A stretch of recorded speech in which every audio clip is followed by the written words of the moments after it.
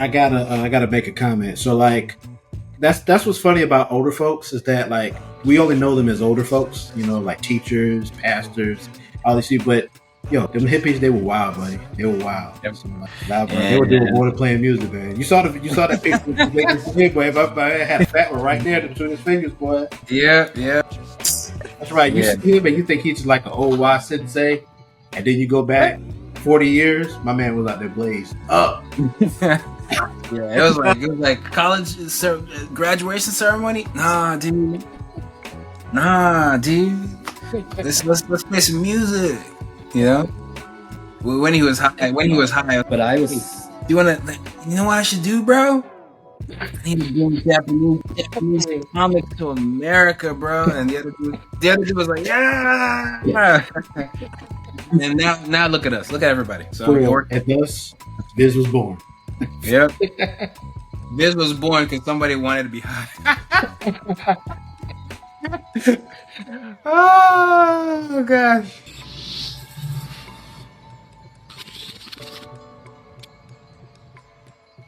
Hey guys, this is White Manga here with the Saturday FM podcast again. Mickey Manga Saturday FM podcast. We haven't been back for a while, but we're back now. And we've been trying some new things, and I think we're gonna start doing videos like this where we react to industry-based stuff that are still in our niche, and kind of giving our own experience, especially as we can relate heavily to this video that Frederick raved a lot about the video. But I've seen some of the video, most of the video, honestly. I think it's pretty good, but we're gonna also share some of our insights and also kind of do like a veracity test of how legit most of this stuff is. And based on what I've seen, it's like super legit. But also with our experience in the publishing space with our books, which you can go get.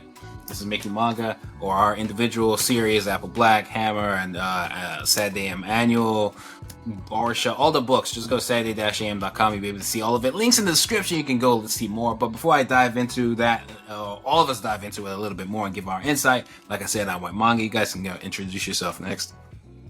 I'm Raymond Brown, creator of Bullet Eater, co-founder of Saturday AM. Glad to be here. And my name is Jay Odin. I'm the creator of Hammer, and I'm also the artist on the Rick and Morty manga from Oni Press. And I'm just excited to get into this video. Yeah, and this is a video by Matt with like 4 T's. He does a lot of really good comic history videos that are very insightful about the industry overall. So he touches on stuff from East Asia as well as America, Marvel, DC, Image, and he's done really good videos. So highly recommend you guys go check out his channel, subscribe to the channel, watch the video after you're done here. Give us that same love, subscribe to the channel, like the video, all that stuff. But we're also kind of give our insight based off of the video he put together, which I think is very extensive and very insightful. It covers and touches on a bunch of stuff. The reading orientation, why it's the way it is, manga history, why and how it came to America and how it did, all of that stuff. Very, very valuable. And I think we can add to that insight. I think you guys will find a lot of value here as people who are traditionally published in a lot of these stores that I mentioned here. In fact, some of the main characters of this video, as far as I see it, are people that we have interacted with and continue to interact with to this day. So this was cool to explore, and we just thought to share it. But again, go check out Matt's, that's 4 T's, and check out his comic manga history channel. But that being said, we're going to hop right into it unless anybody has anything else to add. Oh man, I'm looking forward to watching this again. Like I kind of watched it as kind of like background noise, and it was still good. So to actually sit down and check it out with you guys, this could be cool. Same. Yeah. We're excited to see this. All right. So we're going to be doing we'll be doing more reaction like this. What did you say? No, I said I'll be the DJ of the evening, and I'll be your MC for tonight. Just yes, very much so. And we'll be doing more videos like this. We'll do more videos where we're reacting to our old comics and just more stuff like this that are within this niche that we think we can have bring a lot more insights to. So I think it'd be very valuable. Y'all just kind of let us know. You can even send us videos that you want us to watch, and you can leave that in the comments below, and we will kind of take, I guess suggestions if you want to call it that. And that will be an element, at least for some episodes of this podcast. But DJ Ray, Hey DJ. DJ Ray J. Hey DJ. J. Odin on the Wheels of Steel. All right, y'all ready? Oh, Let's do it. yeah. Market in America, and manga was just this niche product. In the early 90s, Marvel and DC dominated the comic market in America, and manga was just this niche product. But just over 10 years later, more than half of all comics sold in America were manga, and that trend has basically continued to today. Like, I feel like we never stop to talk about how unique this is. Historically, America is not a big importer of pop culture, yet roughly half of the comics we read come from a single small country on the other side of the globe. So I wanted to know, how did that happen? So I looked for an explanation, but I wasn't satisfied with what I found. So to find out, I ended up talking to many of the most influential people in the American manga industry in what turned out to be over 11 hours of interviews. And what I found was a fascinating story of rivalries, jealousy, big mistakes, and a lot of people really passionate about Japanese comics. This is a long one, but I hope you'll join me to explore the history of how manga conquered America. This story actually begins way back in 1970 at the West Coast Science Fiction and Fantasy Convention with a man named Fred Patton, a librarian and an avid member of comics and science fiction fandom.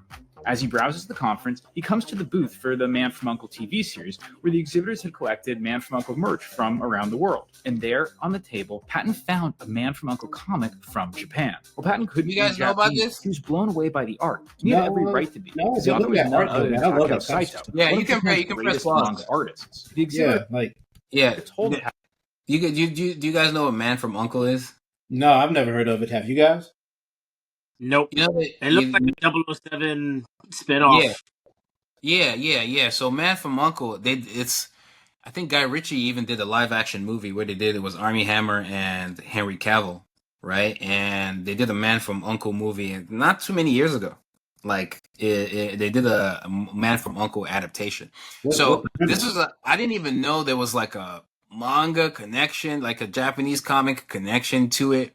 But it was just cool to kind of see all this stuff where you have all these people kind of admiring each other from different sides of the world. And even like with Disney stuff is similar, right? A lot of Disney stuff kind of look into Japan. A lot of Japanese stuff is getting inspired by Disney. If you guys have ever heard of Kimba the Lion, it's very Lion King, but it's like a white lion. And so a lot of people call it a ripoff. So there's a lot of connection between both parties in different ways, but I think a lot of Japanese creators at the time didn't expect anybody from America to be seeing anything Japanese in America, that there's like a little tiny group consuming it, but then it kind of works in reverse as well, you know?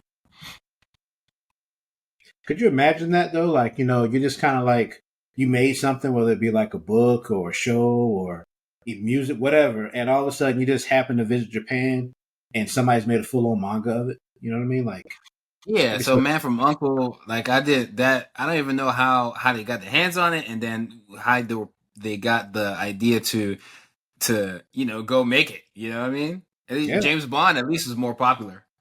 Back then, man. So, I mean, I don't know how the laws were back then as far as like IP and stuff like that, but shoot, man, back then it probably was the Wild Wild West. You could just like straight up make something. You know what I mean? And just like maybe. I mean, who's gonna put you in jail? Like it wasn't like it is today, where like you have, the internet tells all. It's kind of one of those things where like you can kind of like say, okay, well, I really like this show. I'm going to draw a comic of it, and in their mind, they're probably thinking like, shoot, who in America would ever see this? And sure enough, you bump into somebody who made the original creator. You can hit play now. Yeah. They picked the book up at a Japanese bookstore in Los Angeles' Little Tokyo district. So after the conference, Patton went to the bookstore and was blown away to discover a massive section of Japanese comics. Even though he couldn't read the language, he realized he was seeing something special. And soon he was amassing a massive collection of untranslated manga that he would try to read just based on the pictures alone. And soon he discovered a favorite author among the manga he had collected, Osamu Tezuka. Patton may not have known it, but Tezuka was the most important figure in the creation of modern manga and anime. Sort of like if Jack Kirby, Stan Lee, Walt Disney, and Charles Schultz were all rolled into one. He's even known in Japan as the god of manga. Patton wanted to share this newfound love, so with a friend, he began a small business out of his home, importing and reselling. This is the guy that actually did the Kimba the Lion. It was Osamu Tezuka. And it's some people say the god of manga. What'd you say? I say, yeah, he did a lot. Astro Boy, Astro Boy, Kimba, Black. Yep. I read like a ton of his stuff a long time ago. I have like 5 gigantic compendiums of Astro Boy. He's done like every genre of manga. There was one where he retold all of Buddha's story. I thought that was pretty interesting. Yeah. I think it was Buddha. Osamu Tezuka is, I think it's just called Buddha. Yeah. Really. Yeah, some people say he's the god of manga, but I think because there's a book I had to go through that book for my research in manga when I was doing my master's, and it's really the godfather of manga, but I don't think it matters. But maybe some people say God, but some people say Godfather. Basically, he's basically like he described it, Walt Disney pioneer of it, like everybody kind of looks up to. Osamu Tezuka. In fact, I'm sure you guys have heard some awards named after, like the Tezuka Awards and things like that. So this is the guy. This is the Walt Disney of manga, like some of the Disney stuff that's inspired by what he's done. But I also think vice versa as well. So homeboy getting his props over here. So I think the comic that they were showing right there was called Blackjack. But yeah, you can press play. This untranslated manga. He would write manga fanzines and offer the books to readers by mail order. Slowly, very slowly, Patton began building a grassroots manga fandom here in the US. There are dozens of us. Dozens! Soon, Patton's activities expanded to buying expensive copies of Japanese cartoons and screening them for fans at science fiction conventions and clubs. These early group screenings evolved into the Cartoon Fantasy Organization in the late 70s. And then there was a fateful misunderstanding. In 1977, Osamu Tezuka himself was coming to the United States. His managers had sought to bring significant business people in the US to meet with Tezuka, and somehow Fred Patton got invited. So Patton found himself greatly out of place among all these Japanese businessmen at a swanky Japanese restaurant in LA's Little Tokyo district. It turned out that because Patton had been buying so many of Tezuka's books, Tezuka's managers mistakenly assumed that he was a big... Astro Boy it reminds me of Stud. I've gotten that a lot, but also Astro Boy wasn't actually called Astro Boy. It was like the Great Atom or something like that. I don't know lore that much. I don't know what they was called. Oh, they renamed. Yeah, I looked this up a while ago, but in short, Astro Boy was like the compromise of like we should name it this so that way it can come out in America. But I don't know. I love that art style. I obviously, have incorporated it in my style. So yeah, it's the Astro Boy in that anime that came out a couple years ago. God, I can't think of it now. Not Monster, but the other one that was real popular. Cyborg 009? No, it was the one that was like maybe that was it. I can't remember. Like he was a side character or something. Yeah, he was one of the characters in there. He was like a cyborg. I mean, but it was like super realistic. It was like it wasn't like cartoony like this one. It was like Ready Player One. No. Oh no! You're talking about Pluto. Pluto, that's it. Pluto. Yes.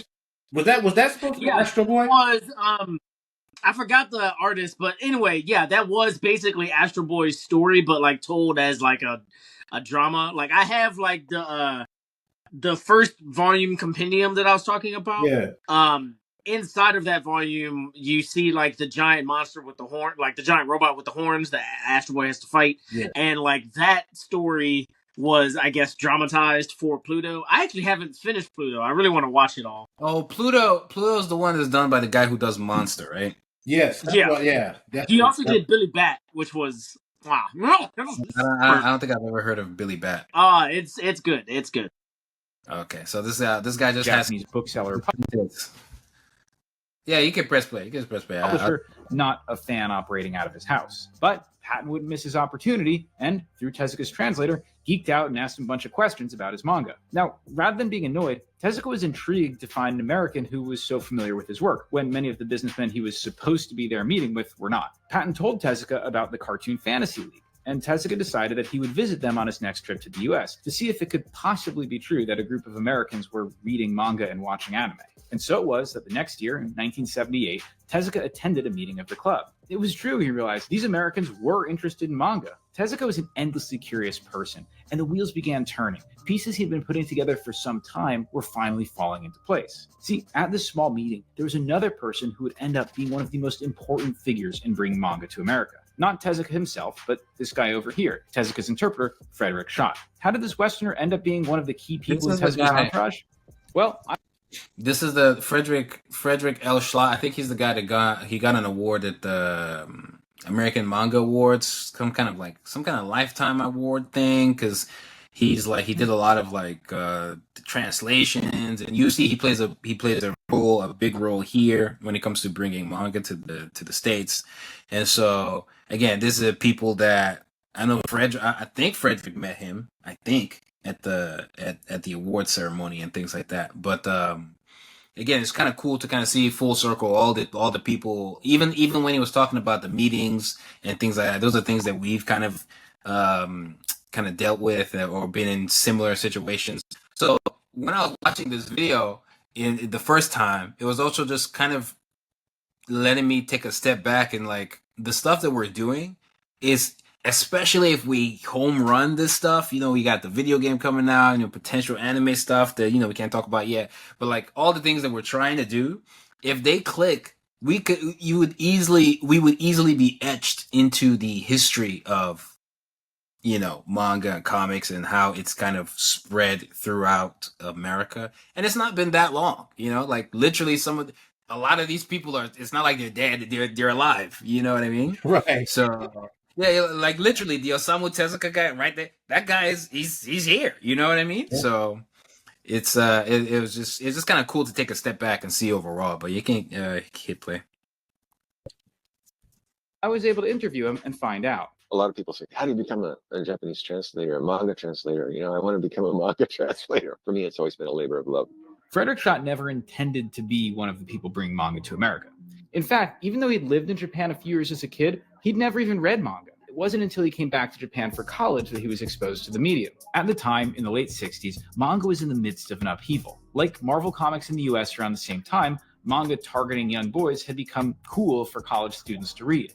And so Schott began casually reading manga as a way to decompress from his exhaustive studies. Soon, a friend noticed that Schott had been reading manga and came to his dorm room with a special delivery. And he came to me one day and he said, Fred, if you're really into manga, you got to read this. It was almost like giving me a Bible or, the Quran or something like that. This book wasn't the Bible. So I got a question for you guys. So in this part here, they're talking about how he he picked up a manga and it kind of basically changed his life, and it really gave him that spark to want to dig deeper and find more of it.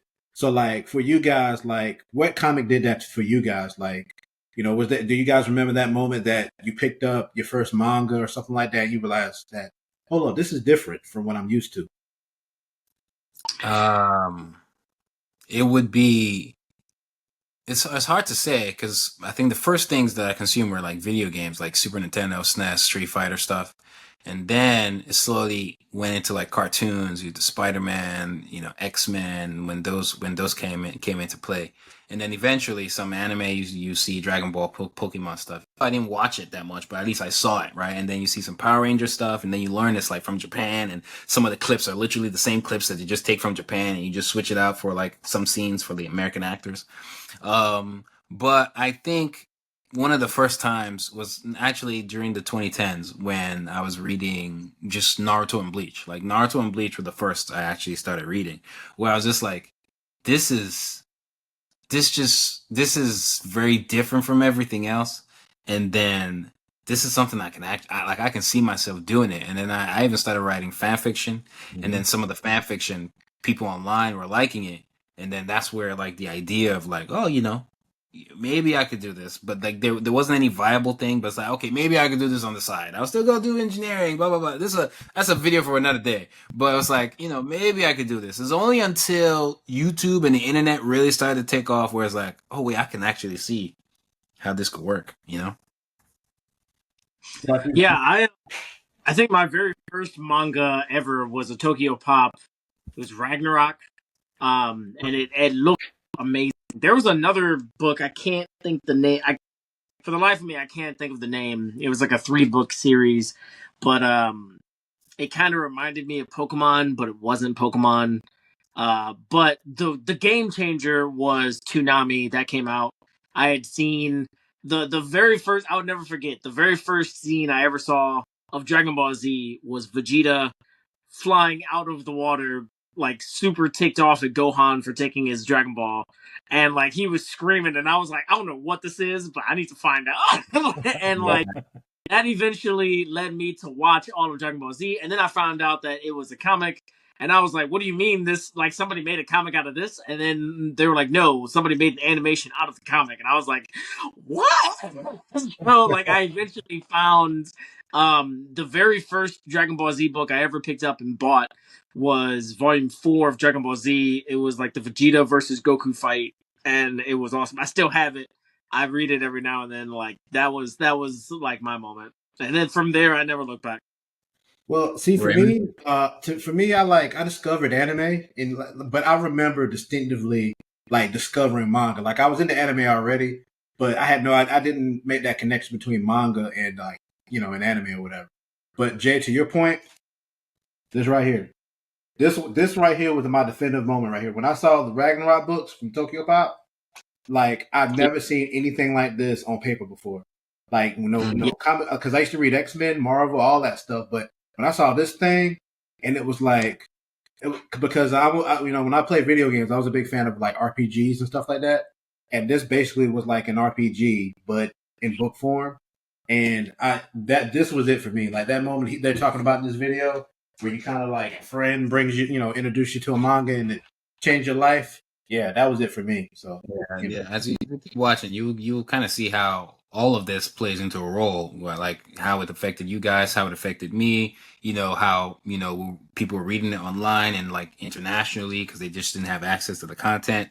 The role Tokyo Pop played, the role Cartoon Network and Toonami played. So yeah, it can hit play. We'll get there. It was Phoenix by Osamu Tezuka. Here was a work of great ambition. It was Tezuka doing something mature, serious, thought-provoking, something that could be filed along with great literature. It opened Shot's eyes to the powerful possibilities of this medium and filled him with the desire to share it with the world. As he bounced back and forth between Japan and the US over the next few years, his desire to share manga with the Western world never left him, nor did his love of Phoenix. So, along with a few friends, he began to translate Tezuka's epic work. Through a friend, Shot and his group got in touch with Tezuka's production company and were invited to their headquarters to show them the translation they'd been working on. They went in and sat down with one of Tezuka's business managers and began explaining their plan to translate Phoenix and bring it to America in hopes of finding a publisher. I can only imagine what Tezuka's manager thought about the 4 young hippies who thought they could publish manga in the US. But then, something happened. While we were there discussing with Matsutani, I remember that Tezuka actually appeared in this little sort of reception space in his company, and then he gave us permission to translate the Phoenix. Tezuka took a special interest in Shot and his fellow translator Jared Cook,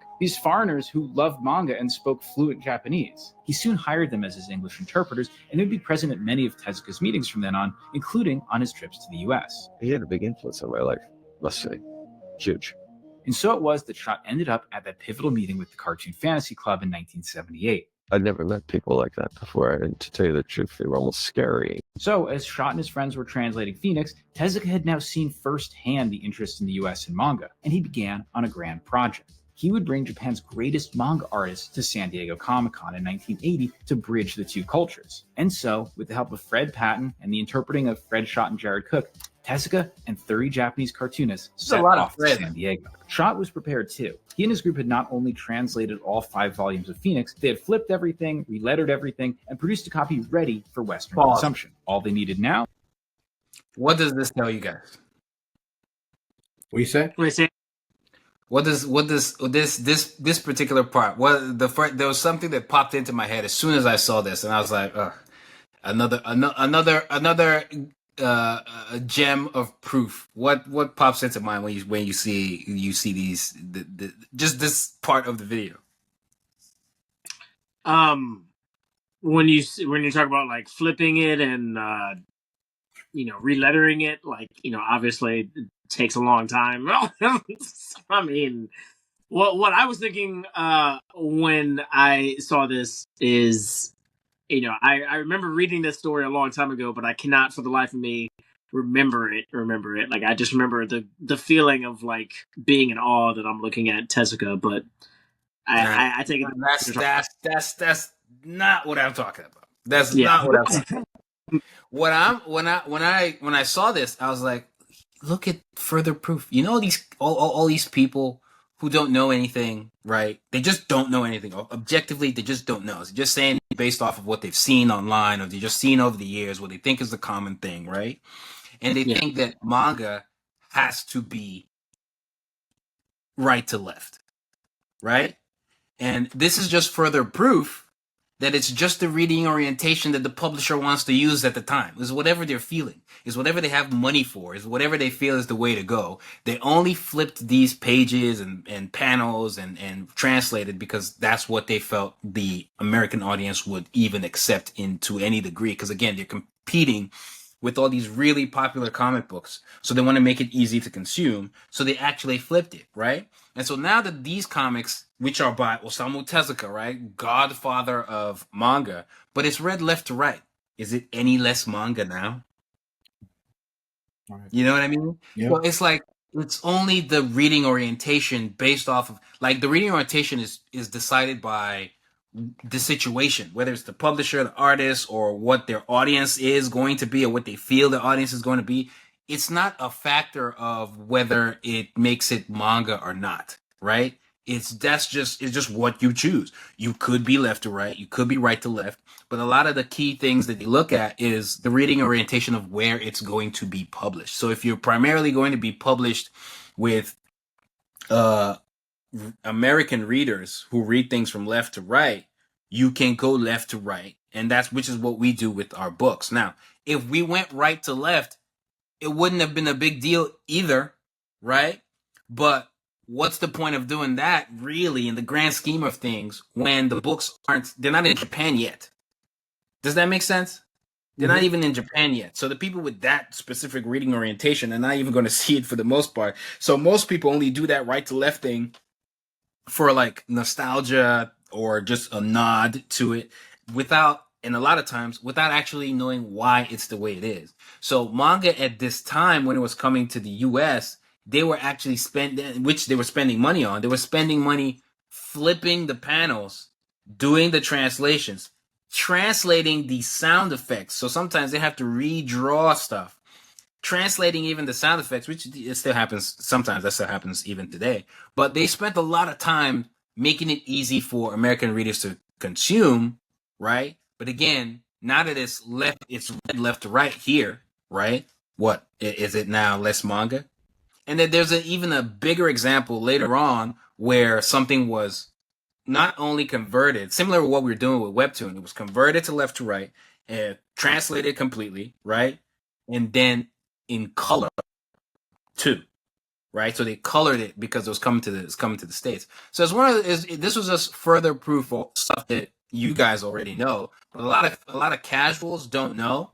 And if it's manga, it has to be right to left, when that has nothing to do, whether it's manga or not. And then what is manga, which again we've talked about before, is really just comics, right? We just say manga to separate mentally that nuance of like, hey, this is from Japan, but at the end of the day, it just means comic book. So this was one of those moments where I was like, see further proof that it doesn't actually matter. It doesn't have to be. Some people are like, oh, for it to be, it has to be this, it has to be. No, you don't dictate anything. You're in your basement trying to tell the world what manga has to be. You don't know what you're talking about. So anyways, that's what that.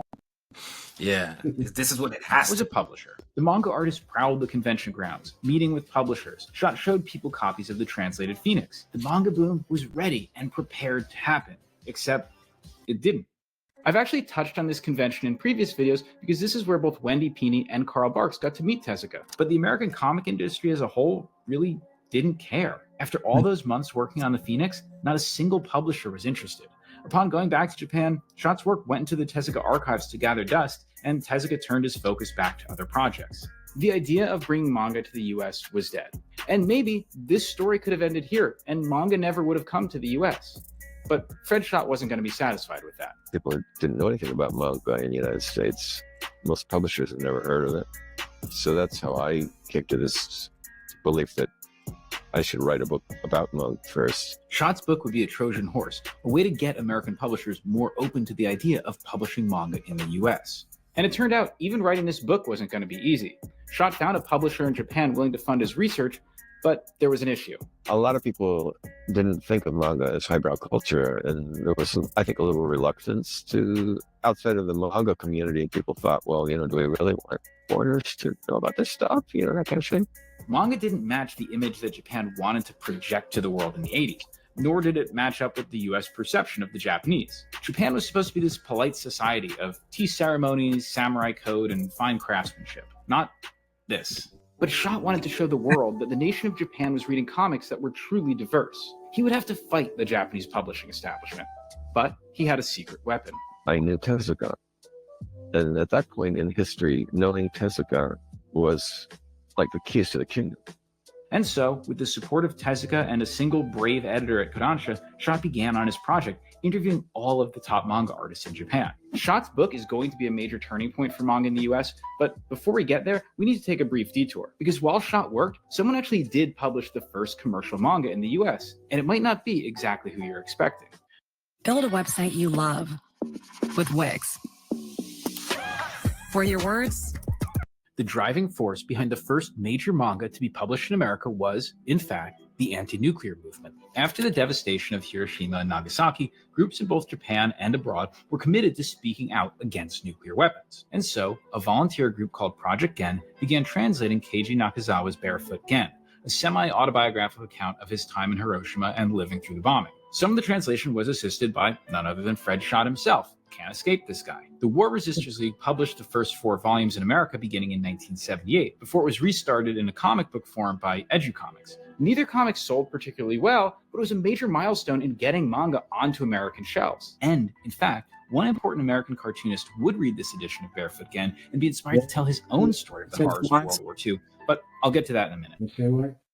So they're using Comic Sans. See, that's why I didn't blow up. That's why. That's why. I was there. If I was there and I say, hey guys, you want to blow up in America, you gotta remove the Comic Sans. Gotta get rid of it. Gotta. Just because it's called Comic Sans doesn't mean it's for comics. Yeah. It's like you gotta cut that out. Cut that out, Steve. This is really interesting. I actually have Mouse, a copy of Mouse, and I did not actually, put 2 and 2 together while watching this the first time. And when I watched it, I obviously was like, oh wow, that's really interesting. But I always thought that was a really interesting take that that particular comic like inspired this. Like that's really cool. Yeah, and another thing you'll notice with all these comics, I believe that this was an era where all these black and white comics were doing good, and so they even have a Teenage Mutant Ninja Turtle reference here, where it's like, black and white comics also were doing pretty well, so manga kind of slipped in and was kind of fit in really nicely until later, which they also touch on. But again, even this font right here, it looks handwritten, but it's not Comic Sans. Mouse, new bestseller. I think it was handwritten, if I'm not mistaken. Back then, yeah. Handwritten. It's better to handwrite your stuff than do Comic Sans. Anything just make it a silent comic. That would be better than doing Comic Sans. Like just no text. If you do Comic Sans, show me one Comic Sans comic that blew up. You can't. Well, one thing I'll say before we move away from this is that, man, like the power of like making like a complete story like Mouse, and the fact that like he wrote the story one time, it's out and it's been republished, and just like making the money for now and probably forever, man. Like, look at Harry Potter. Yeah, that's it. Yeah, they republished. I don't know how many times you want to read Harry Potter, but somebody wants to read it that many times, I guess. Somebody look, and then when that license is up in the next 100 years, then there gonna be people making new Harry Potter books. So yeah, but Harry Potter with multiverse,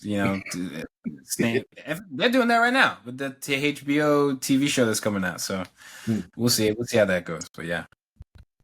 Finally, by 1983, Schott is finished writing his book, but he has one last significant argument with his editor. Schott doesn't want to use the word manga in the title. He's afraid it's too foreign, that people will think it's an Italian cookbook. But thankfully, his editor wins the argument, and the book Manga is born. If his editor hadn't won out, who knows what we'd be calling this stuff today. By the way, Manga is not only important to this story, it's still one of the best pieces of writing on manga ever, so I'll put a link down below if you want to pick up a copy. It's great. While not a bestseller, it reached the right people, and even the mainstream news media began to cover it. Suddenly Americans, either through the book itself or all the news coverage around it, were exposed to the idea of manga. This idea that comics were a big deal in Japan, that they're not just made for children, but being read by women and businessmen, was a seed that was planted in the US consciousness and would grow over the next few years. But after years of disappointment, Schott still wasn't optimistic about the fate of manga in the US. The very first 1983 edition, I think I ended it saying, well, manga are probably never going to take off in the United States or something like that. Of course, he couldn't have been more wrong, so let's look at how that seed began to grow. Remember that American cartoonist inspired by Barefoot Gen I mentioned a minute ago? His name was Art Spiegelman, and his Barefoot Gen inspired comic was a little book you might have heard of called Mouse. But before Mouse became the breakout hit of American graphic novels, Spiegelman and his wife, Françoise Mouly, were publishing Raw magazine, an avant-garde underground comic magazine which is still pretty much the hippest thing to have ever happened in comics. They ran an issue called Tokyo Raw, dedicated to the boundary-pushing works of experimental manga artists like Yoshihiro Suge. So 80s comic book hipsters got a first-hand look at manga, but it wasn't quite a commercial venture yet. But things were about to change rapidly. Shortly after the publication of Schott's book, one of his hippie friends dropped by his apartment to see him. This friend's name was Seiji Horibuchi. I'd heard stories about Seiji. He's a wonderful, interesting person. I think he'd been selling juice or something in Berkeley, and then he lived in a yurt in the mountains, north of San Francisco. But now Horibuchi had a new idea, and he wanted Fred's advice. He wanted to bring Japanese manga to America, and he'd started a new company to do so. The name of that company? Viz Comics. So let's meet Seiji Horibuchi, because he's not exactly the person you might suspect would found a multimedia empire.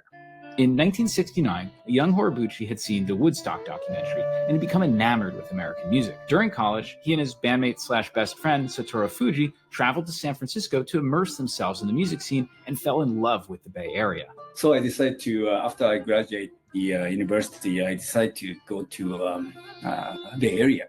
I didn't even attend the graduation ceremony. I just fly to San Francisco. That changed my life. At first, Fuji and Horibuchi focused on their music, supporting themselves by playing guitar on the streets of Berkeley. But soon, Horibuchi became more intrigued by the exciting hippie and new age movement that was then blossoming in Berkeley and San Francisco. I don't know, some people may be interested. Sorry, I gotta make a comment. So that's what's funny about older folks is that we only know them as older folks, like teachers, pastors, all these people. But they used to be wild. Yeah. Them hippies, they were wild, buddy. They were wild. Yep. So Yep. And then, he went on to be a suits man for comics. Exactly. After living in the woods and playing music on the street, probably just walking around, probably think he's homeless and whatever. Nah, bro, they were doing more than playing music, man. You saw that picture, boy. My man had a fat one right there between his fingers, boy. Yeah. See that even right now? Look at him in the woods. That's right. You see him and you think he's just like an old wise sensei, and then you go back 40 years. My man was out there blazed up. Yeah, it was like college graduation ceremony. Nah, dude. Let's play some music. When he was high. But I was. You know what I should do, bro? I need to bring Japanese comics to America, bro. And the other dude was like, yeah. And now look at us. Look at everybody. So at us, Viz was born. Yep. Viz was born because somebody wanted to be high. Oh gosh. True backstory. Not interested in business at all at that time. And somebody said, let's go to a mountain together. So, okay, why not? Living in the nature like that without no electricity, gas, water, nothing. I thought it might be fun to do that. I thought that was the most cool thing.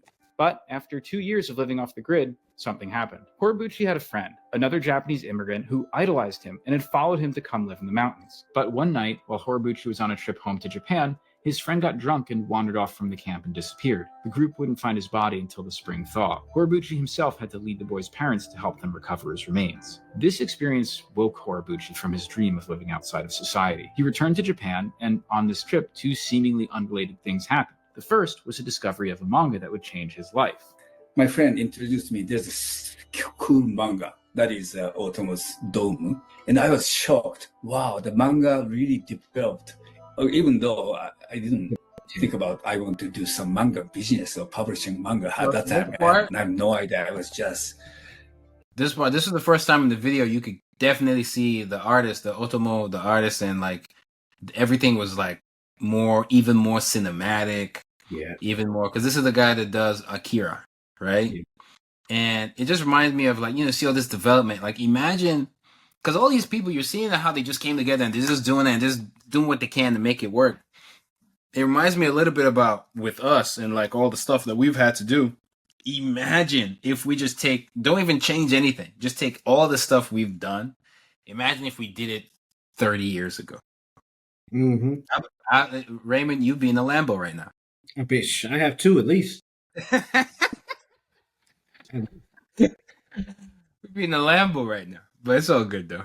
But man, that's the thing, man. Like what I'm noticing is that a lot of these guys, like, back in the day, they were inspired. Like today, I feel like a lot of manga is inspired by other manga. Whereas these guys, their inspiration came from movies. Like you can just tell from the cinematography that this guy is like a big movie buff. I think it's both. Even today, I think it's both. Like, the movies, there were movies back then that inspired them to be like, oh man, I think it's still both. It's still both. It's just that now we have even more. There's like so much to be inspired by, right? Like it's why everything.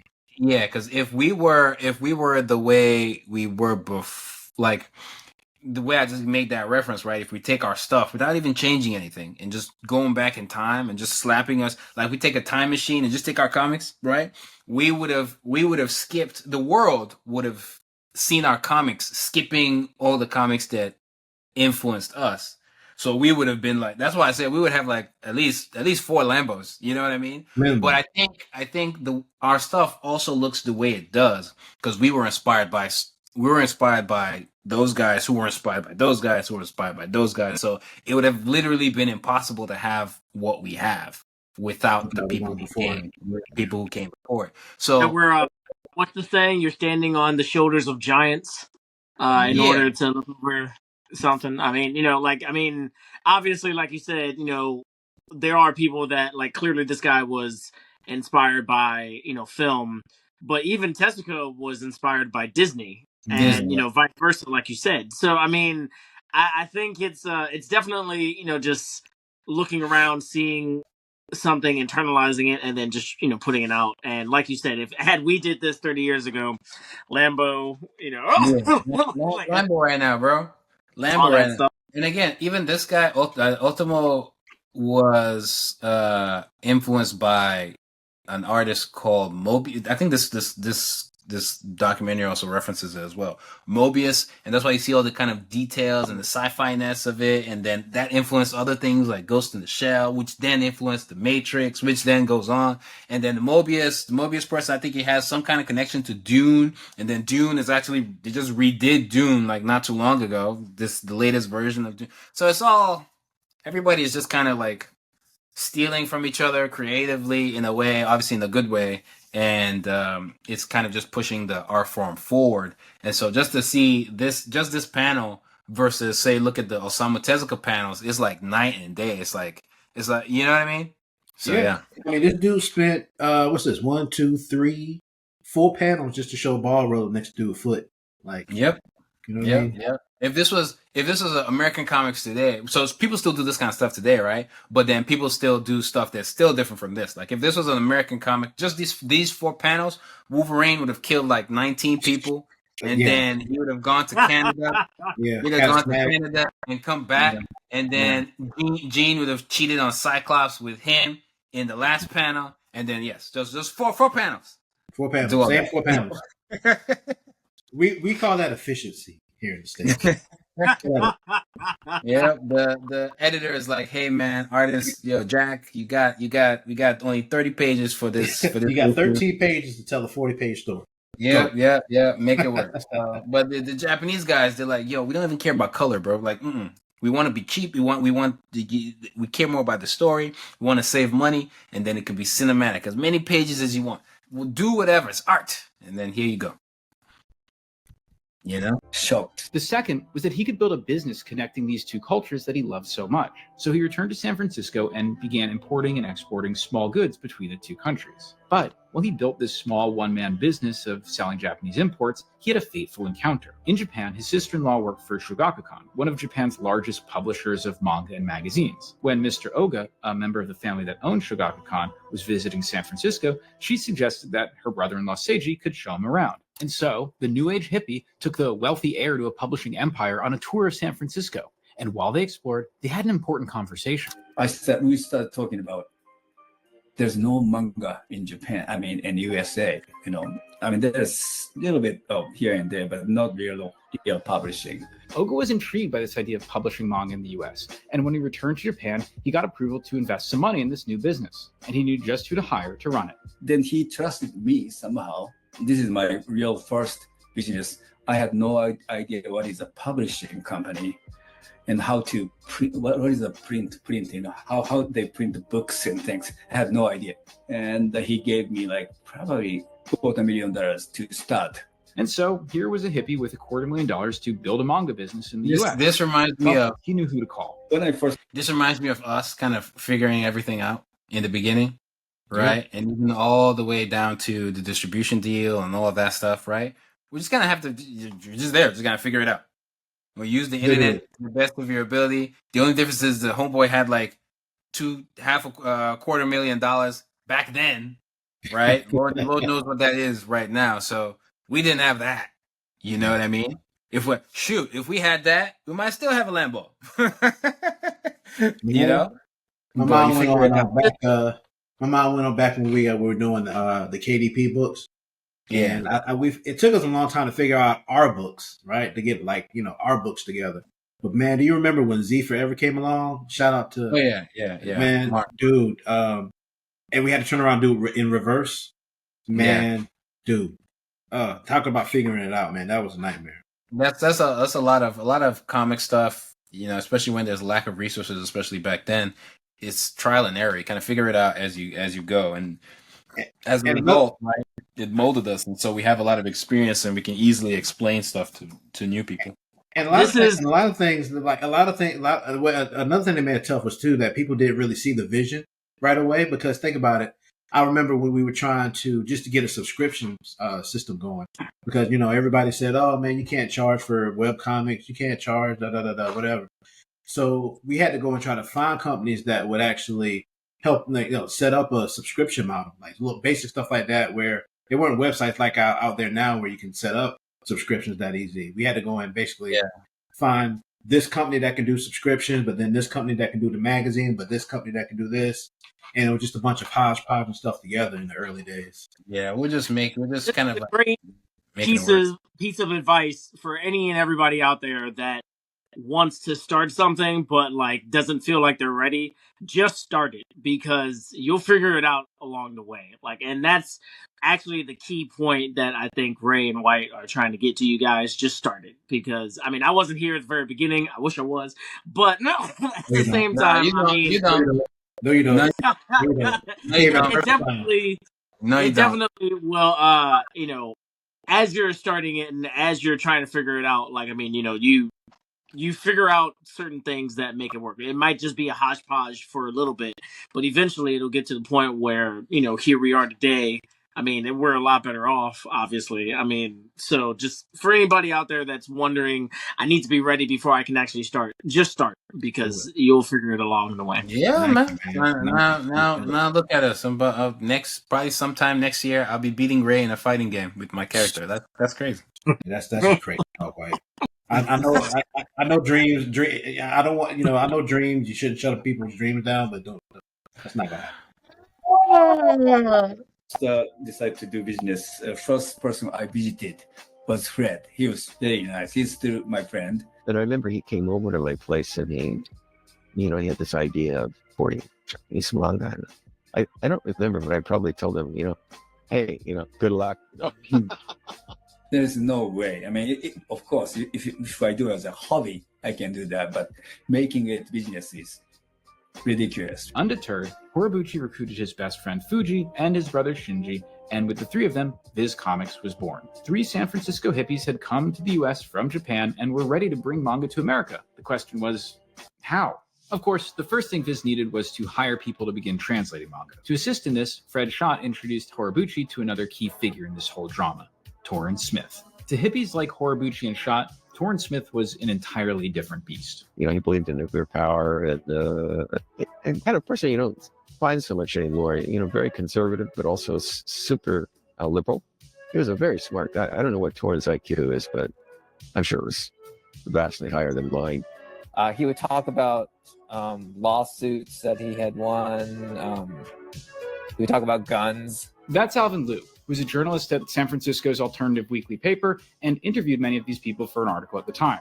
More on him in a minute, but let's get back to Torrance Smith. See, Smith had spent his early years working as a roughneck in Canada's oil fields, dreaming of writing science fiction novels. But in 1982, he discovered anime, and soon after that manga, and relocated to the Bay Area to learn Japanese and find a way to turn that love into a career. He quickly became one of the most prominent voices in the nascent anime and manga fandom. With a few friends, he basically put out the 1985 equivalent of Scanlations, little translation booklets that he sold at conventions that you could read alongside a Japanese copy of the manga. Soon, his 1986 Baycon anime guide became something like a Bible for early anime fans. Smith had become a leading voice in fandom, but still couldn't turn that love into a paying career. He had worked with Eclipse Comics, an independent US comic publisher, to try and get the rights to Lone Wolf and Cub and Akira, but they hadn't been able to convince the Japanese publishers to give them the licenses. And so, when Viz was getting ready to launch, he was a natural person to get involved. After Schott introduced them, Smith began working with Viz part-time. He's like, this actually reminds me of, he's probably like the father of Scanlations, but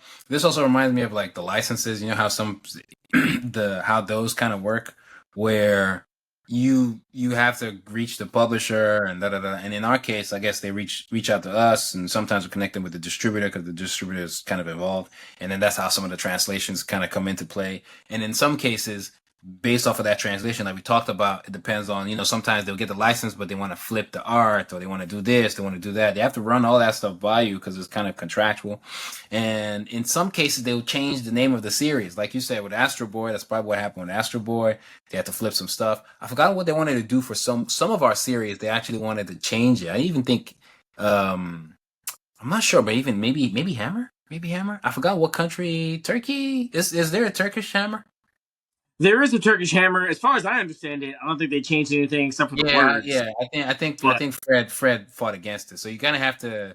I mean, you have to. If it was called like the shovel or something ridiculous, I have no idea. There's some countries where maybe a hammer is culturally bad or something like that, you know what I mean? And so they have to like make some changes. And so sometimes it's that, sometimes it's reading orientation, sometimes it's all kinds of stuff. But the point is, you get that license, and then you have to convince the people who hold the license to what you want to do with it, if it's going to sell, whatever, how much, whatever the cost is going to be, and what you're going to do with it and all that. You have to run it by them, and that's how the licenses will work. And then sometimes, depending on how things are structured, the money will actually go towards, your advance. Right. And again, advanced royalties, we have a previous video on the channel. You guys can go check that. But again, if you guys are enjoying this video and the way we've set it up so far with this reactions, you can let us know if you're liking videos like this. And so we'll be able to do more. Please like the video, subscribe, leave comments on your thoughts, and then we'll, hopefully do more and more and more. But yeah, you can keep on. Yeah. I was gonna say too, I noticed like growing up in the 90s, man, like it was like totally like normal to like watch an anime, and like they all have like names like James, Billy, John. You know what I mean? Like there was no shame in their game. I think they talk about it later in the video, but there was like no shame in their game. There was no like Japanese names at all. It was all the straight up English names, and that's just the way it was. We didn't know any better. We just kind of went with it. Yeah, if it stuck around, Goku would have been George. Yeah, for real, straight up. Straight up. Hey man, Sonny George.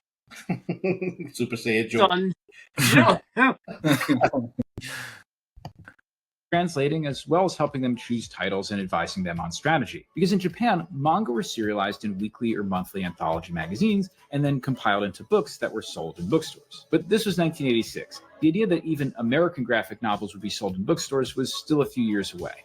And comics had even disappeared from newsstands, as Marvel and DC turned their attention to distributing exclusively in dedicated comic specialty shops, which became known as the direct market. To get their manga into readers' hands, Viz would need to find a way to get into this direct market. So Torrance Smith introduced Viz to his friends at Eclipse, and they struck up a partnership. Eclipse would handle the production and distribution, while Viz handled the licensing and translation. But publishing into the American direct market would mean a lot of compromises. Manga that were originally published in weekly 20-page increments in anthology magazines would get turned into 32-page standalone monthly comic books. They were also flipped to read left to right, as no one believed Americans would be able to read a comic right to left. While they worked on these initial titles, Smith sold all of his possessions and moved to Japan to further dedicate himself to the manga business. But as things progressed, tensions grew. Not only was Smith at odds with the counterculture vibe of Viz, they couldn't see eye to eye on which titles they should publish. Smith was suggesting things like Appleseed and Nausicaa, The Valley of the Wind, but those were books not published by Viz's parent company, Shogakukan. In passing, Horibuchi apparently told Smith he should just go and license and publish them himself. Horibuchi probably meant this as a polite deflection, never expecting that Smith could actually pull it off. But while in Japan, Smith had written a scathing critique of the westernized version of the Nausicaa anime, and that scathing critique won him an important fan, Nausicaa's creator, Hayao Miyazaki. Smith met with Miyazaki and actually got his permission to publish the Nausicaa manga in English.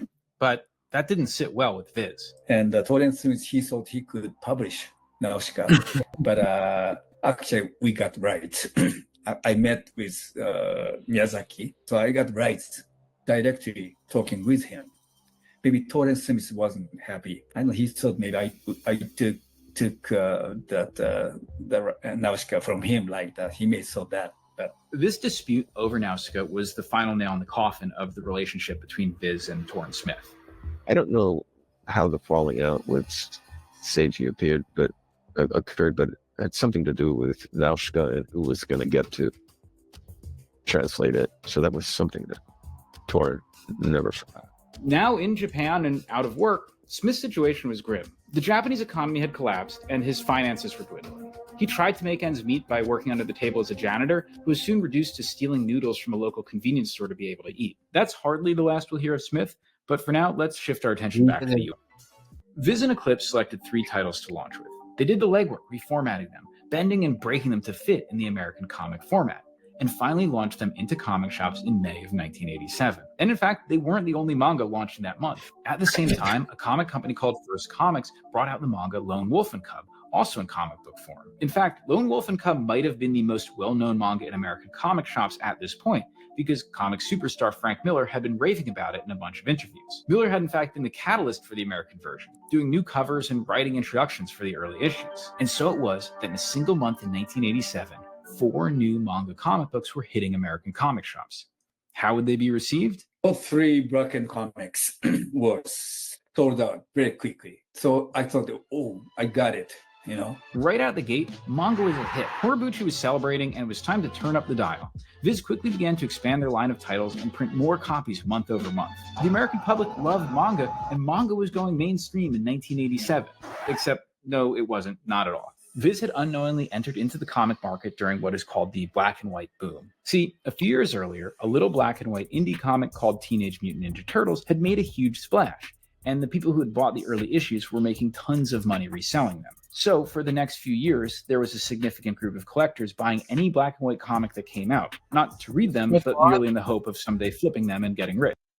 Today, you wouldn't, like, none of this artwork, it could still fly, but the chances are slim as hell because competition is leveled up in massive ways. Like, there's still people who are successful with this kind of art style. But I'm just looking at it. I'm looking at some of the shading. It reminds me of some of the people who, you know, have portfolio reviews and they want to show stuff. But like, it's not that this artwork is bad. It's just that with the expectation and the changes over the years, a lot of this stuff will be difficult to like succeed today, I think. Well, you know, that's the thing. I grew up during this time, so like this was the house style. Like this was it.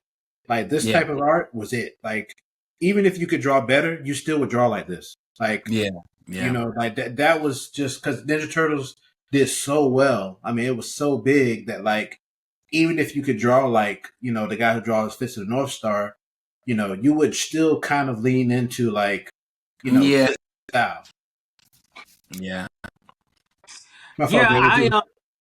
I remember there was this one Marvel comic. If I'm not mistaken, this is like at the beginning of like Miles Morales being like a character like introduces like back in 2010, maybe 2009. It was like, you know, obviously a decade or so ago. But I remember looking at this one artist who was not good compared to every other artist that like had been coming out that week, because I was buying like comics like, you know, crazy at that time. And that's when I realized like it's also who you know. So I mean, I really think that, you know, yes, this art, I agree, probably wouldn't be looked at the same. It's not the same level as you know what people today anyway look for. And to, you know, Ray's point, I mean, I agree. I mean, you know, with such a cultural hit of Ninja Turtles, I mean, you know, obviously that would, you know, change the game. But I also think that there are people that could do this if they knew somebody and they proved themselves, at least with the story, because that's like the most important thing. If the story is really good but the art's still not, I mean, I think that people, if as long as the art is like, you know, it's clear enough to read, I think people could eventually get into it. And so I'll keep it a buck. I'll keep it a buck, and I think this is gonna be a hot take, but like I look at Demon Slayer, the manga, and the art is not like amazing. You know what I mean? It's like not, that is still leaps ahead of what we're looking at. In ways, in ways. I mean, it's like, not even close. Demon Slayer feels like it feels like the old manga, like we've been looking at so far. Like it feels like that the old, like, you know, like the early stuff. It feels like that to me when I see it. It just kind of has that. Well, I mean, even Jujutsu Kaisen is like super sketchy. Jujutsu Kaisen, I mean, Jujutsu Kaisen, Chainsaw Man, right? But let's say the person handling the backgrounds, for instance, is still clean. You know what I mean? It's still there's still a lot going on, and then the rest of it can still be clean and chugged up to style, right? And then the colored covers are still, you know, they're still like, again, these are not bad. Right, it's almost a reflection of the time, like we talked about, right? How you're influenced by X and you're influenced by, you know, like if whoever drew this back then, if they were born around this time and they had the same idea, I doubt it would look like this. You know what I mean? Yeah, because the influences are different too. Yeah. So there's like there are a lot of factors. I'm not even actually pooping on it. Or you look at the One Punch Man person, the writer by itself, right? And you look at that and how it's almost like doing both of what we said, right? On one hand, the webcomic, it was fine. It did what it did what it did. It was not as popular until the second version by Murata was done, and then obviously the anime. But like, it was still doing what it was doing prior to all of that. So it was still, depending on your definition of success, it was still successful on both ends. I'm not even saying this art style can come out today and still work. I still think that, you know, the One Punch Mans and the Chainsaw Mans and the Jujutsu Kaisen are still far superior for my taste, right? But I get what you mean in like it's very rough, refined, tied to the grueling schedule and like their whole vibe of their whole culture of like now weekly and blah blah blah blah blah, right? It's very different from the culture for comics almost anywhere else. But it could still work. It will just be more difficult because the default standard is for the arts to bring people to the table and then for the story to keep them, right? Yeah. And so to me, that's just like the safe place to be. Not that it's the only way to do it. You know what I mean? But, you know, so, a lot of especially nowadays, I noticed that like they tend to like to pay homage to the old school. Like I can't remember where I saw it, but I remember seeing the turtles, the old school turtles, like in that clip we just saw a few minutes ago. Like they actually put them in stuff. You know what I mean? Like they were in the cartoon one time, I believe. They've put them. Oh yeah. Easter egg. Yeah. So like It kind of, and even with the One Punch Man creator, the writer, if you know his Psycho Mob 100, even though it's not one for one, it leaned into that kind of style that he drew it in, like that kind of simplistic. It didn't look like One Punch Man. Mob Psycho 100, it had it leaned more into how the original creator made it, even though it wasn't one for one. So they pay homage to the kind of stuff. So yeah. The black and white bust was a function of the irrational exuberance that this market often undergoes, where people go, "Oh, comics are worth money. They're worth money. We can sell things." But like all good speculator bubbles, the collectors soon realized that their comics weren't going to make them rich. They stopped buying, and the bubble burst. Everybody started trying to sell those comics and went, "Oh, they're not worth anything whatsoever," and everybody dropped en masse off buying that kind of stuff, which led to a crash. Those black and white comic boom, fade away kind of quickly. So first 1 year I was ecstatic because everything sold so well, So we said, okay, let's do that. But then in second year, we faced reality. It was not that easy. Sales plummeted. Viz realized that there were in fact very few people who had actually been interested in the manga they were publishing. And behind the scenes, tensions were rising. Viz and Eclipse couldn't agree on which titles to publish and how to market them, and they came to a showdown over how to launch Urusei Yatsura. Ultimately, the two companies parted ways. Viz would move to printing and distributing their books themselves, while Eclipse found a new partner who was more than happy to fill Viz's role in licensing and translating manga titles. Torrin Smith. That's right, he's back. Smith was unable to accept defeat, even when he had to sustain himself by shoplifting. He had been hustling and acquiring licenses, and even somehow ended up living on the couch of Studio Gainax, the anime studio that would go on to make Neon Genesis Evangelion. Evangelion? Oh, you guys are going to be mad at me. よし、決まりだ。俺の名前知ってたっけ? Smith Torrin. Smith had formed his own new company called Studio Proteus and began translating and westernizing the manga he had licensed. But instead of publishing these comics himself, he was shopping them to various US publishers, offering them a turnkey way to get into the manga business. Well, Studio Proteus was very central to, popularizing manga. For Eclipse, Studio Proteus produced Masume Shira's Appleseed, Black Magic, and the Smith scripted Dirty Pair, while Dark Horse picked up their localization of Outlanders. Smith was meticulous in his translation work. He was a hardcore fan of this material and knew what needed to be done to get it to sell in the US comic market. Not only did he hire professional translators like Fred Schott, guys everywhere, he rewrote each script himself to read more like American dialogue. He reworked and reworded jokes. They flipped the pages by cutting and pasting rather than just mirroring the images. They retouched the art and had the lettering and sound effects redone in English by one of the American comic industry's leading letterers. Now, while a lot of those ideas, flipping, reworking art, rewriting dialogue, are the kind of things that make manga fans skin crawl, you have to remember this was a different era. Smith was adamant that for manga to sell in America, it had to feel as much like an American product as possible. For this reason, or perhaps just because of his own taste, Smith mostly worked on heavy science fiction works targeting an older male audience, stuff that appealed to the demographic that was already shopping in comic stores. It started off very much as the same essential customers that were buying Western comics at that point. Now, keep that in mind. That's going to be important for later. But for now, Smith's plan worked. Suddenly, there are multiple big publishers alongside Viz putting out manga for the American market. And still, there's one major player we haven't talked about. The biggest manga in Japan in the late 80s was unarguably Katsuhiro Otomo's Akira. As I talked about in my Mobius video, Otomo had revolutionized manga by incorporating influence of Western comics, mainly Francis Mobius. So it was, up until this time, probably the most Western-friendly manga ever produced, and it was being turned into an animated movie, and it just plain rules. Every US publisher in the manga business wanted to get their hands on it, but Otomo had already turned down both Studio Proteus and Viz. So who did he go with?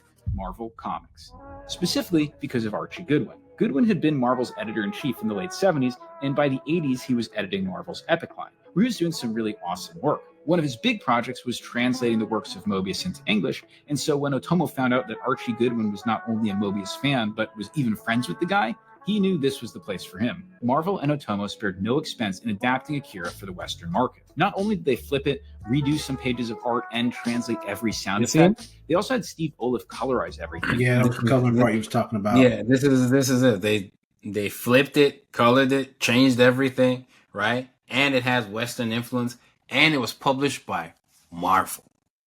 Oh, but I thought it has to be a Japanese. Da, da, da, da, da. Now they'll say it's but it was originally. It's again, it's one of those where by the time you hear enough comebacks from these people, you just quickly realize, oh, you don't know what you're talking about. You think you know what you're talking about, but you don't know what you're talking about at all. You know what I mean? So it's like just a waste of time. And it's one of those where you can tell them, at least for me, right? I might say something, but I will just end it there. And it's like, bro, if you still don't agree after this, then that's fine. The people who actually know it are the people in charge mostly. And so I don't have to, whether you want to call it manga or comics or whatever you want to call it, it actually has no significance in what we do as a company.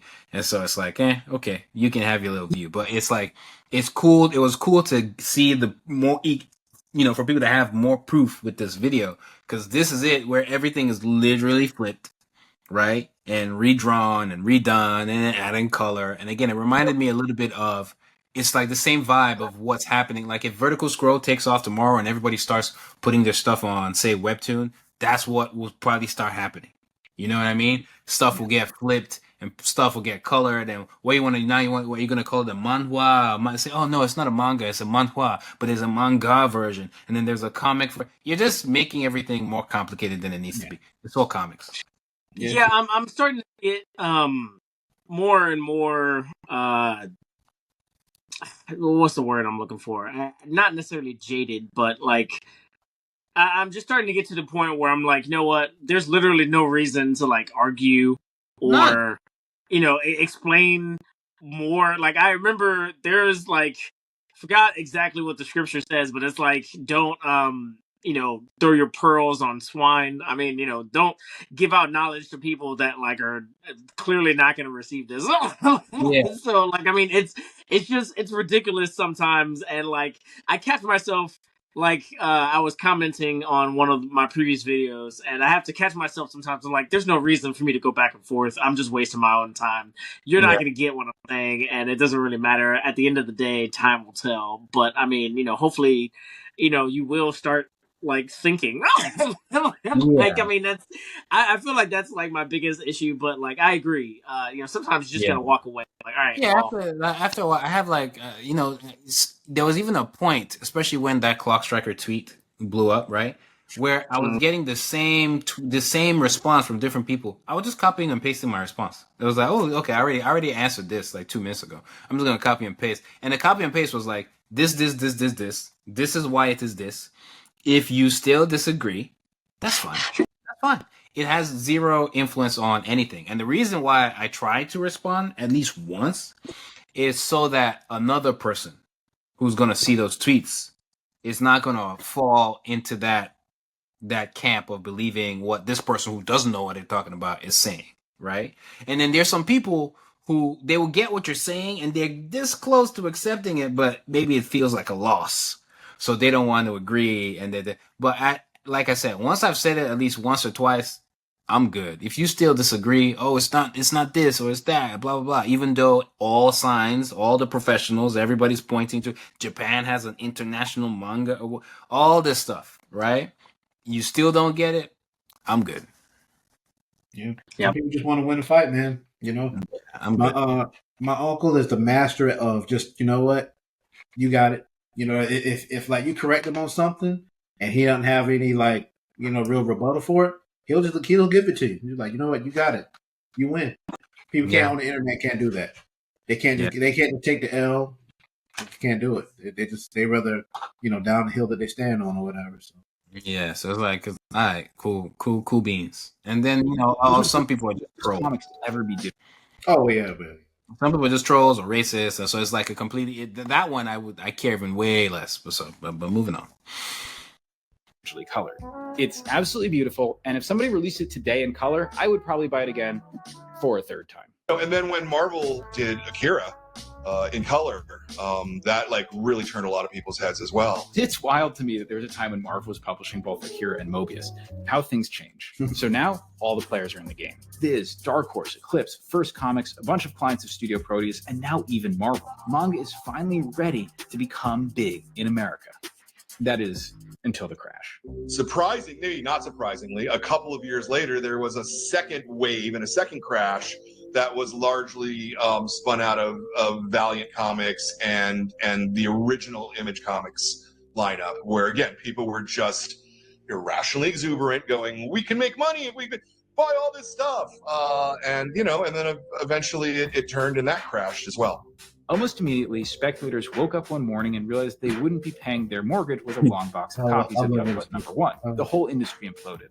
Some people say that as many as 2/3 of comic shops went out of business. Now remember, comics in America by this point were not being sold anywhere besides specialty comic shops, so suddenly publishers had lost access to most of their customers. First, Comics folded and never finished their run of Lone Wolf and Co. Eclipse Comics folded next. Marvel would delay publishing the final issue of Akira for years and got out of the manga business and publishing interesting comics entirely. Pretty much everyone Studio Produce worked with besides Dark Horse was gone. Studio Produce might have shut down too, but Smith had quietly built up a profitable business of translating erotic comics for Fantagraphics Eros line, so they could stay around. In fact, erotic... When all fails as an artist, for some artists, hentai. You always got the cheats. You can always draw cheats. That was the only fans for an artist back then. If not, it's still the only fans for right now. If times get tough, if times get hard enough, and you're not getting the response you want, you can always draw cheeks. Always. Yeah. He's not even drawing it; he's translating it. He's translating cheeks. Yeah, I really didn't know what those cheeks said it on. There's money in translating the cheeks. What are you gonna do? You know. Well, look, I was gonna say one thing I hope everybody's picking up from here, that like let's move away. Let's move away from this screenshot. But we're about 30 minutes into this video, right? And we've already covered about 20 years. We started in the 70s, and we're in the the early 90s right now, and these guys are still here. Get what I'm saying? So like, especially like nowadays, where everybody wanted now. Oh, my comic's not working. How long you been doing it? Oh, I started last year. A lot of these guys have been in this game for decades, and they're finally starting to get to success, and some of them don't even have it yet, as we're looking at now. Some of them find the success and somehow lose all of it, and lose it all, and then get it again. Because they just won't leave the game. So, if there's a lesson to be learned here, is that if you're really serious about doing this, you got to be willing to stick it out to the end. That's all there is to it. And then sticking it out and being in the game for so long, you go through all the different cycles. Like, look at all these cycles that they're going through. The black and white boom. I think what were we talking about just now? The coloring of hero. Like they're just like cycles those cycles. Then of course you'll end up being like, that's why Viz is where it is today, is because it lived through a ton of those cycles. You know what I mean? Yeah, and then there's more to come. There's still COVID and what happened to manga during COVID. So, convenience store he used to steal from and repaid them many times over. Thanks to their corporate backing, Viz managed to survive the crash, but they were still struggling. After almost a decade of trying to make manga successful in America, Horobuchi was ready to give up. Viz had tried and tried, but the American comic market was just too unpredictable, and Americans just didn't have enough interest in manga. So he returned to Japan to pitch the executives at Shogakukan the idea of importing coffee table books instead of manga. Now, legend has it that when Horobuchi pitched this idea to his boss, he threw an ashtray at his head. I mean, he hated me, really. I mean, why you gave up just in a few years? Yeah, he threw me a ashtray, really, literally. I go like that, and he killed my presentation, pamphlet like that. So it wasn't time to give up just yet.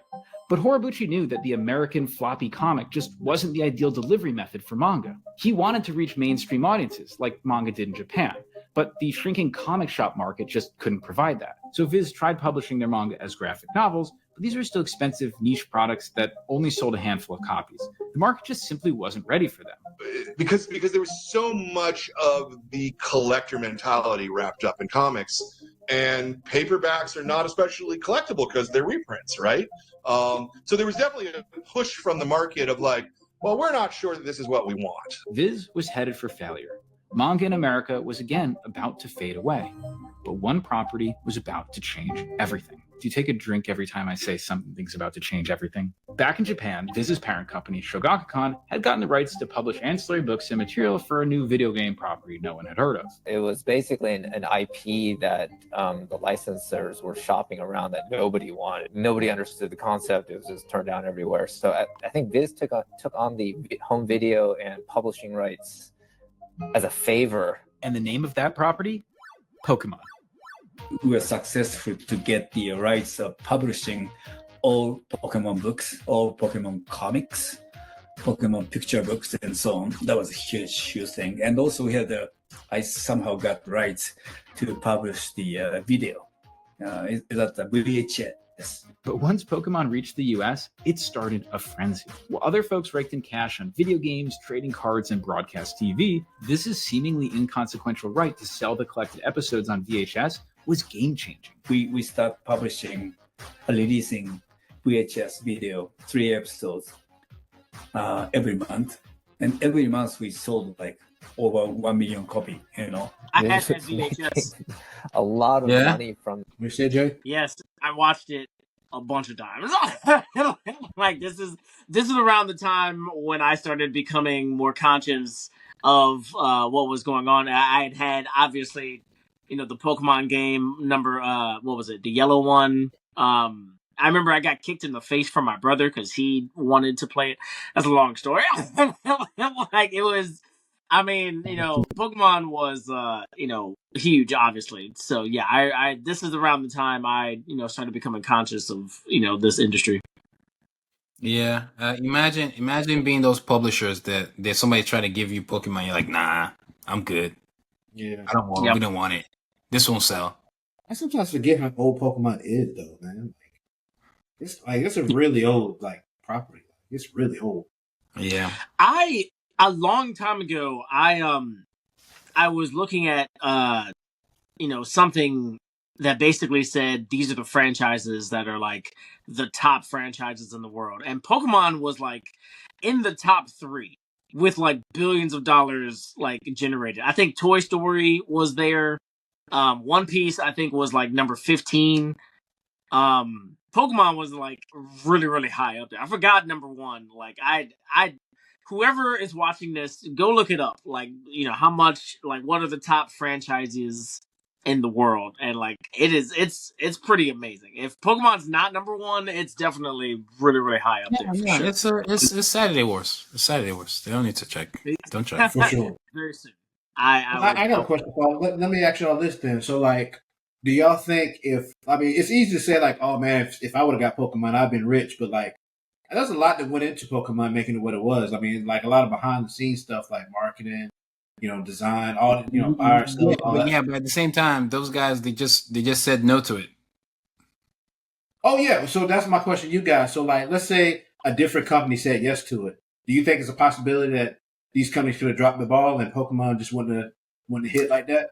I guess that's a possibility. It's a possibility, but I think it is a possibility. So ultimately, we'll never know. You could have gone to some publisher that would just kind of mishandle it and probably damage it, right? It could have been in the negative, right? But I'm thinking the fact that they were really gung ho to bring it to America, I feel like the people who turned it down were just out of touch. So I think maybe it wouldn't have been as big with Viz, maybe. But I think it has still done something because it had to have been popular elsewhere already, and it was just coming to America. You know what I mean? So eventually they would have known what they had, I'm assuming. But obviously anything could have happened.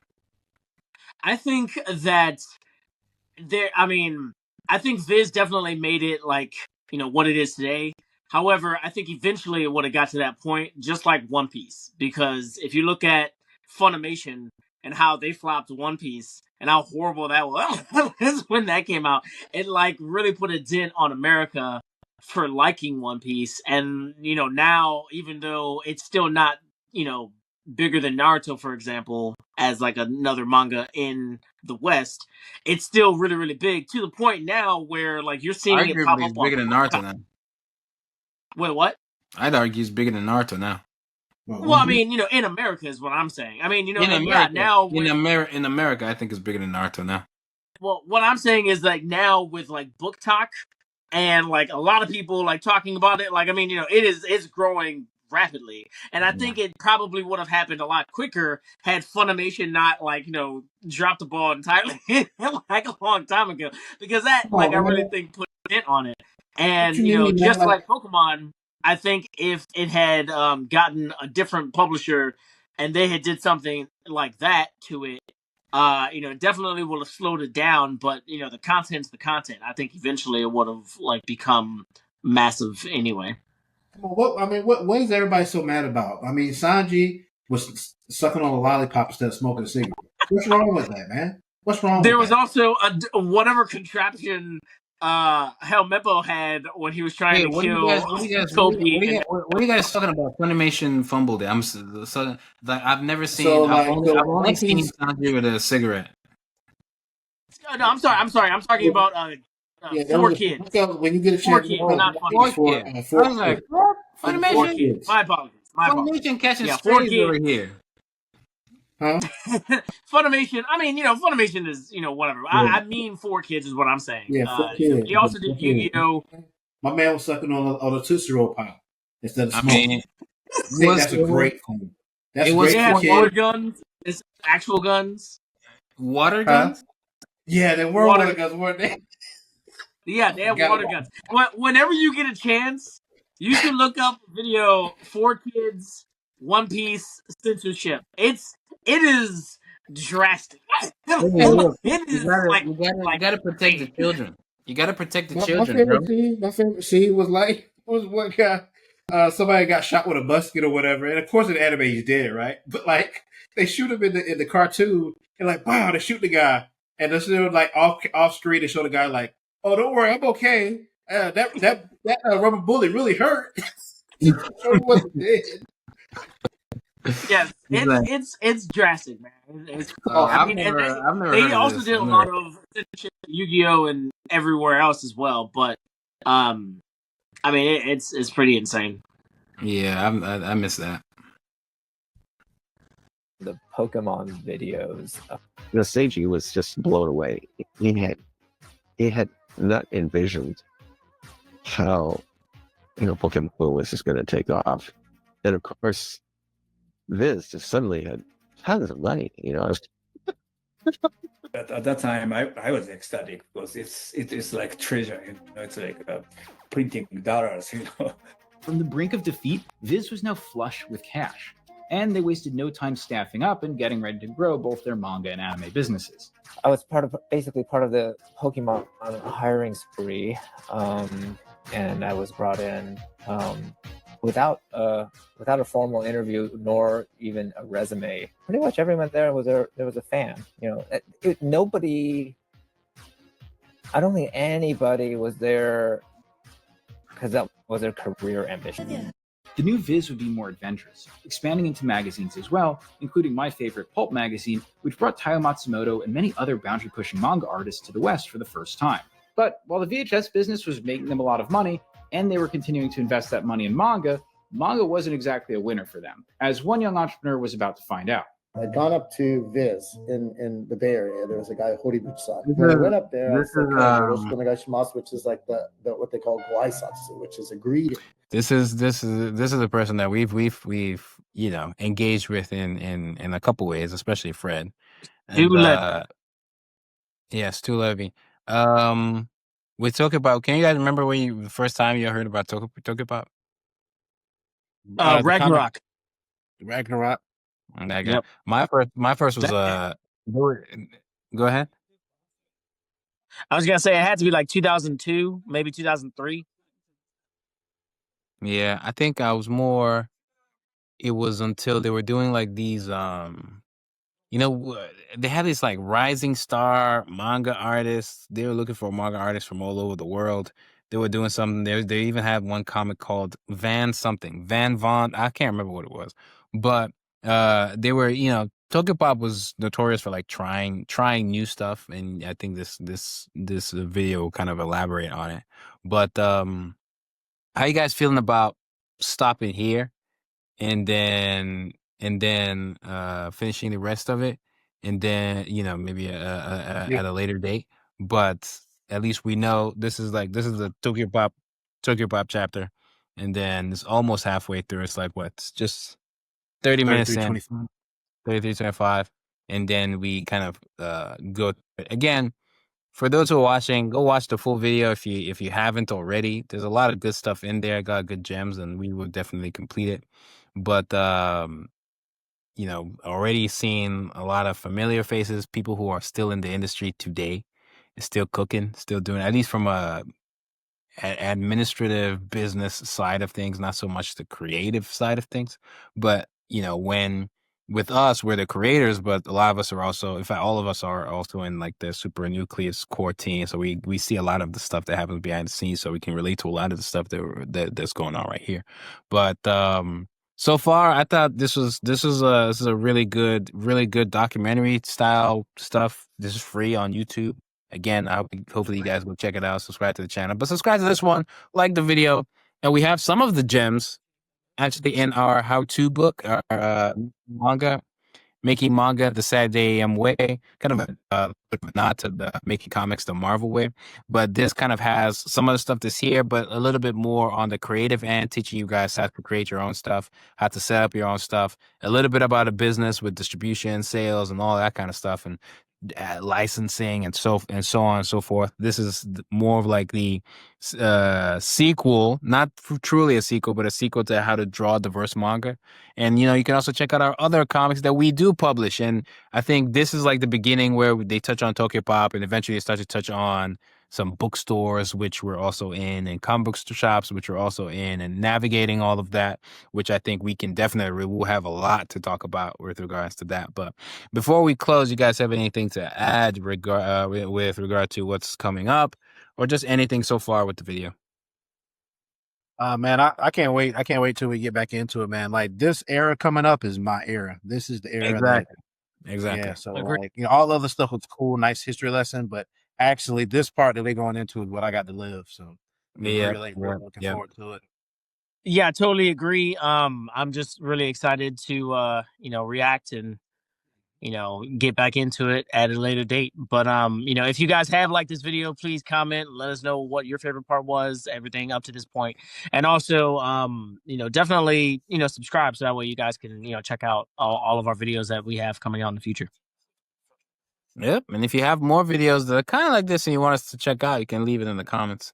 And then yes, I actually wait. To that point, I know this is kind of a rant, but at one point we should totally react to the Jack Kirby documentary. That's on YouTube as well. That's a really good one. Whoever out there.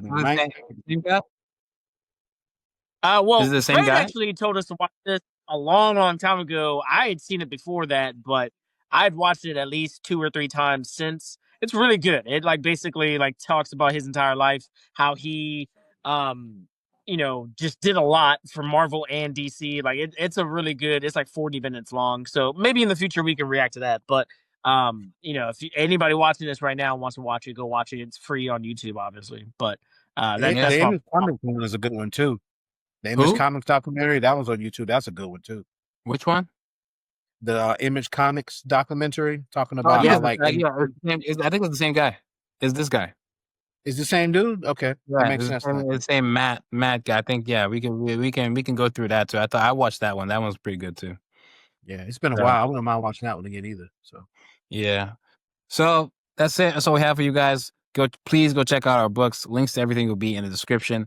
And I'm liking this new format, but we'll still do some of the stuff we already do, and we do plan on even going through our old comics and kind of talking about that, and just kind of hopefully you guys, some of you are just here for the ride, enjoying the discussion, but then some of you are aspiring creators, so there's always going to be really fun takeaways.